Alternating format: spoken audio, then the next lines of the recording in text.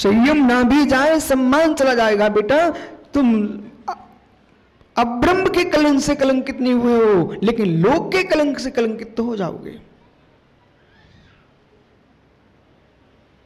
सगे भाई के घर भी यदि भाभी आ चुकी है तो राजेश पाटनी अकेले नहीं जाना। सगे भाई के घर अकेले नहीं जाना। भाई नहीं है तुम्हारे घर में, किसी साथ में लेके जाओ। जीवन में धन कोई कीमतमान नहीं है। यदि कीमत किसी की है तो मेरे मित्र यश की कीमत है, धर्म की कीमत है। यश नाश करके जीना तो क्या जीना, यश नाश करके जीना तो क्या जीना। पानी है, पानी है, पानी है तो देश है, पानी है तो भोजन है, पानी है तो ज्ञानी मित्र, पानी है तो मोती है, पानी है तो चून है, आटा है। यदि पानी नहीं है तो चूने का क्या काम है, आटा क्या कर सकता है, वो चमक नहीं तो मोती की क्या कीमत। हे मित्र, पानी नहीं उस देश की क्या कीमत जिस देश में जल संपत्ति हो, जिस देश में गौ संपत्ति हो, जिस देश में साधु संपत्ति हो और जिस देश में सील की संपत्ति हो। सबसे विश्व में सबसे बड़ा देश वही है। जिस देश में साधु पुरुष ना हो, जिस देश में विद्वान ना हो, जिस देश में पानी हो वैद्य ना हो, जिस देश में सीलबंत नर नारियां ना हो, ऐसे देश में क्या रहना।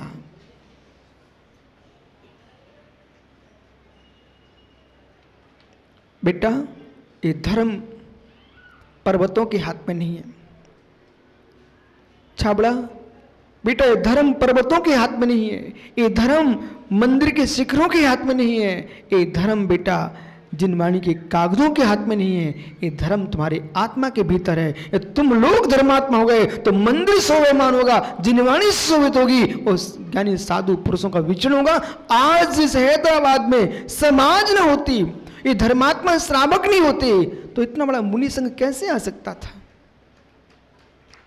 और जो चार जिन मंदिर यहां है, शायद किशोर भैया आपने चिंतन ना किया हो, जिन व्यक्तियों ने इस मंदिरों की नींव रखी होगी उन लोगों की आस्था श्रद्धाओं को आप नमस्कार करो।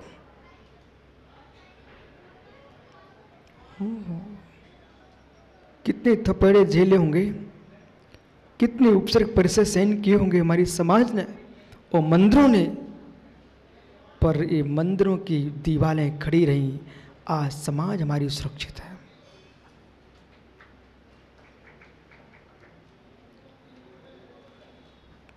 कौन से मंदिर गए थे सुबह? कारवान जिनालय के दर्शन करके लगा कि अपन किसी तीर्थ में आए। बहुत शक्ति और शांति है, इतनी गहरी विशुद्ध वर्गणा भरी उस जिनालय के अंदर।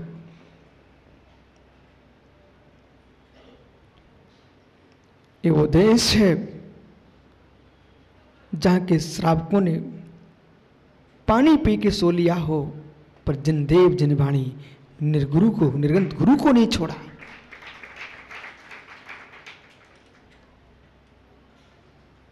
धर्म नहीं छोड़ा। ये तेलंगाना की भूमि के अंदर जो जिन मंदिर हैं, जिन प्रतिमाएं हैं, कल बता रहे थे राजू भैया, तुम्हारे पाटनी कह रहा था महाराज जी यहां तो जगह जगह मंदिर, कुछ गांव में तो लोगों के घर घर में मूर्तियां रखी हुई हैं। है मित्र, भले कोई किसी विधि से पूज रहा हो उसका टेंशन नहीं है, पर खुशी इस बात की है यदि कोई किसी भी देवता के नाम से अरहंत की प्रतिमा को पूज रहा है, मुझे खुशी है कि हमारे भगवान तीर्थंकर कितने महान जैन धर्म था कि घर घर में भगवान विराजे हैं। नाम कोई भी ले लो, आकार तो महावीर कार पारसनाथ का है।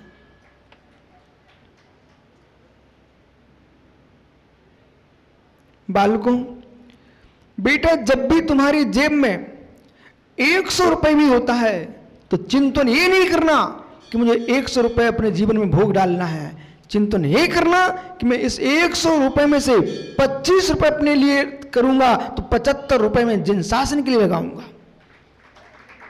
आज जो दिखाई दे रहा है, जो कुछ तुमको दिख रहा है, इन मूर्तियों ने और शास्त्रों ने ही जैन धर्म को सुरक्षित रखा है और इन श्रावकों ने।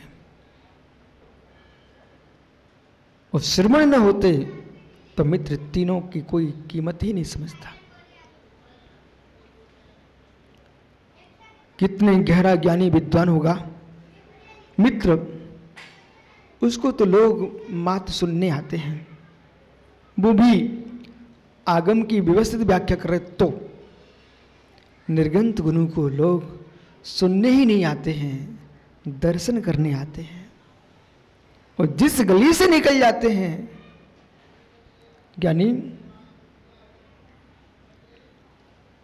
आपने गंधी देखा? गंधी, गांधी नहीं बोल रहा हूं, गंधी बोल रहा हूं। सुनील पहाड़े गंधी जानते क्या? ओ भाई इतना बड़ा हुआ गंधी नहीं जानता। सेंट बेचने वाले, इत्र बेचने वाले, वो लाल कपड़े में पेटी बांध के निकलते ना गली गली में, इत्र बेचने वालों को गंधी कहते हैं। समझ गए ना? मनोज चौधरी के पुत्र, बेटा ये बताओ, कोई सेंट की शीशी लेकर के तेरी गली से निकल जाए तो सुगंध आएगी कि नहीं? ओहो, यदि सेंट लेके कोई निकल जाता है, अपनी पेटी लेके गंदी निकलता है, तो कोई व्यक्ति उसको खरीद सके ना खरीद सके। हर व्यक्ति के पास पैसे नहीं होते एक रुई खरीदने के लिए, एक शीशी खरीदने के लिए, लेकिन जहां से वो निकलता है, तो आपका अध्यक्ष विनोद बज है ना, वो तो दूर से सुनकर कल चलो ठीक है, बिना पैसे के आनंद। एक एक सिक्का बचा के रखना ना उसको। तो हे मित्र, जैसे गंदी जो होता है ना, जिस गली से निकल जाता है उस गली को सुगंधित कर देता है, ऐसे मित्र साधु की जो संगति है वो गंदी का बास है।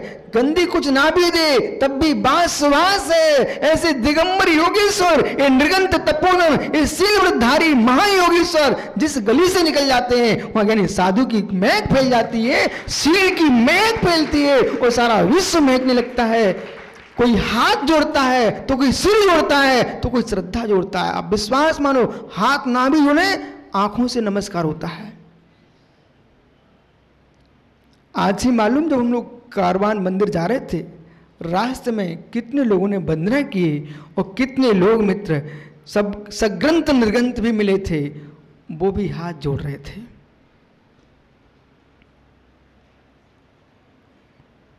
समझ में आया?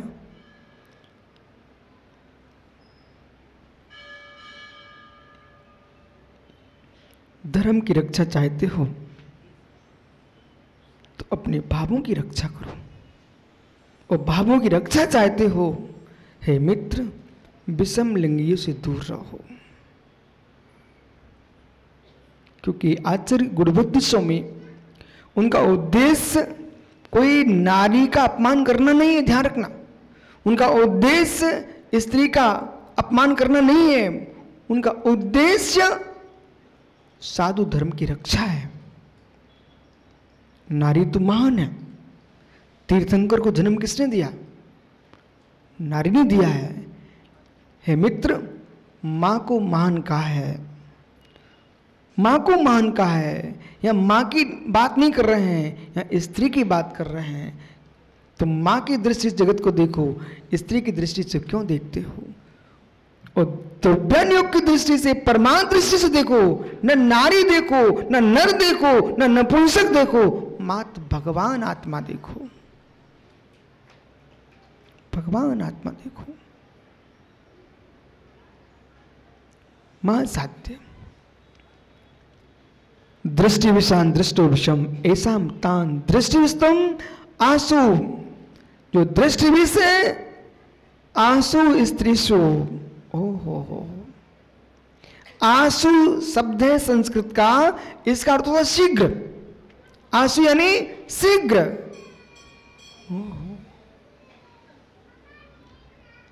राजू पहाड़े, किसी पुरुष ने अपनी जीभ पर जहर रखा हो, उससे पूछना जहर का स्वाद कैसा होता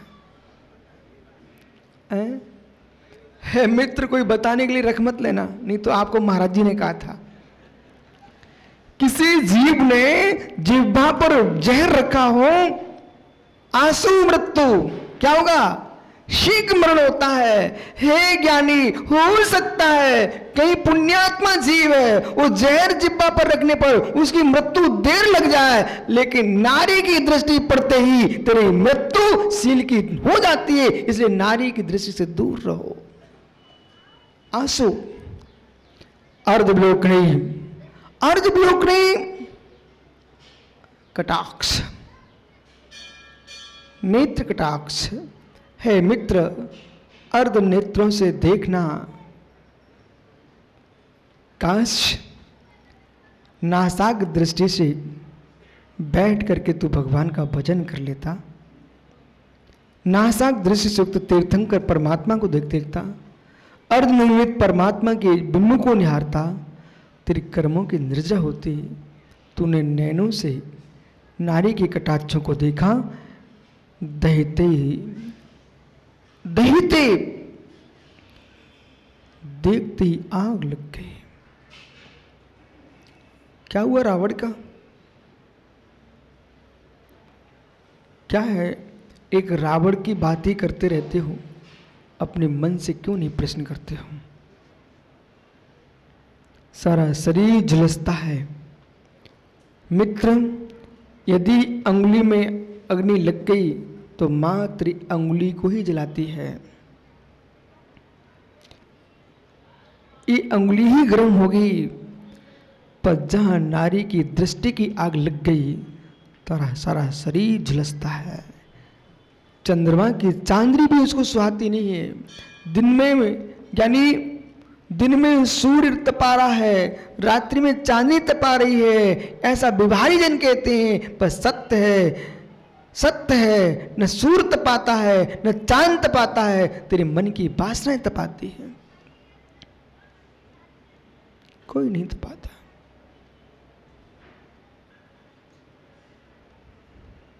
जो करनी है उसे भूल जाता है, जो अकरनी है उसे करना प्रारंभ कर देता है। और जितना जीव ने अशुभ काम शरीर से नहीं किया, उतना तुम मित्रों के बीच वचन से कर लेते हो बेटा, और जिससे वचन से नहीं किया है उतना छुप छुप कर मन से कर लेता है। कौन बचाएगा? कौन बचाएगा? गड्ढे में गिरा छाबड़ा, हो सकता है वृद्ध 90 साल का वृद्ध आपको उठा ले बेटा। गड्ढे में गिरे छाबड़ा बेटा, तो हो सकता है ये 90 वर्ष का वृद्ध आपको उठा ले, पर वासना के गड्ढे में गिरा बेटा कोई देखने वाला भी नहीं। प्रकाश भैया, क्या हो गया ज्ञानी? आप तो मुस्कुराओ, खुश रहो कि वृद्ध अवस्था आते आते हमको सत्यार्थ मार्ग दिखाने वाला कोई मिल गया है। मित्र, जब चाहे बेगमगंज बाजार मंदिर जाओ, चाहे केसर बाग आओ, चाहे कारवान जाओ, और एक मंदिर और है चादर घाट जाओ, है मित्र, कहीं भी चले जाओ, पर प्रभु के चरणों में मात्र इतना कहना कि मुझे धन नहीं चाहिए, संपत्ति नहीं चाहिए, धन नहीं चाहिए, संपत्ति नहीं चाहिए, सद्बुद्धि चाहिए। क्या मांगोगे? धन नहीं चाहिए, संपत्ति नहीं चाहिए, हे प्रभु सद्बुद्धि चाहिए, और सद्बुद्धि आ गई तो संपत्ति अपने आप चली आएगी। तो जिसकी सद्बुद्धि चली गई उसे घर में कितनी संपत्ति भरी होगी, सब नष्ट कर देगा। कीमत किसकी है? कीमत किसकी है? बेटा एक ये बैठे बाबूलाल जी, गुरु चरण मत छोड़ना, अनंत भक्ति मत छोड़ना, जिन वाणी का सुनना मत छोड़ना। विशाल, उस घर में कभी दरिद्रता पैर नहीं रख सकती। ये दादा है ना, इनके यहाँ एक कुआं है, कुआं खेत में, वो खेत में कुआं के ऊपर भगवान को विराजमान किए थे। 1990 में उन भगवान के हमने दर्शन किए थे, इनके खेत में भगवान को रखे थे, जंगल था। उन जैन श्रावकों की बात करो मित्र, पांडे जी, ये चाहे राजस्थान से चल के आए हो, चाहे महाराष्ट्र से, कर्नाटक से, देश के किसी भी कोने से जैन श्रावक, चाहे सिंगल देश गया हो, चाहे विदेश गया हो, चाहे कंबोडिया गया हो, कहीं भी गया हो मित्र, आज वहां पर भी मंदिर दिखाई दे रहे हैं। श्रीलंका में मंदिर है, कंबोडिया में मंदिर है, यानी विदेश में बहुत जैन मंदिर हैं। ये आखिर में बनाए किसने हैं? हमारा श्रावक व्यापार करने जाता था, लेकिन धन कमाने भले जाता हो, पर धर्म को छोड़ के नहीं आता था, धर्म लेके जाता था, और वहां उस देश में मंदिर स्थापित करके आता था।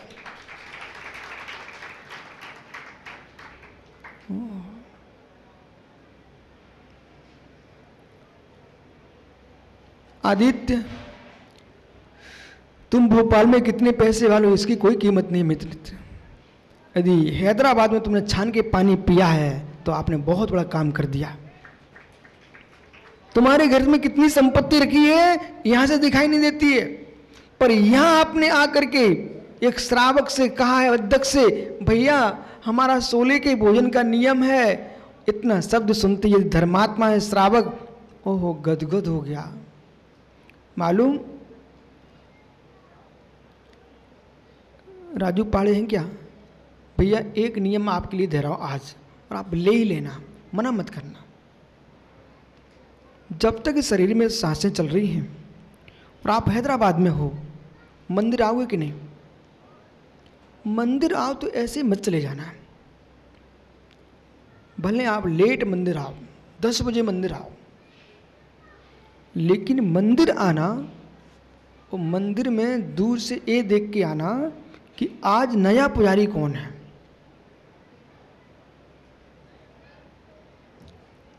घबराओ नहीं, बहुत सरल नियम है।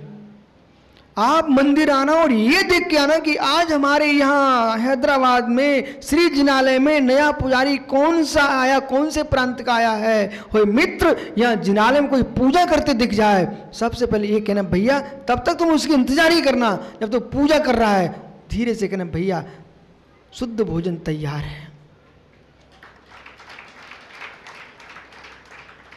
मित्र, अरबों खरबों का दान का पल्ला एक किनारे रख देना,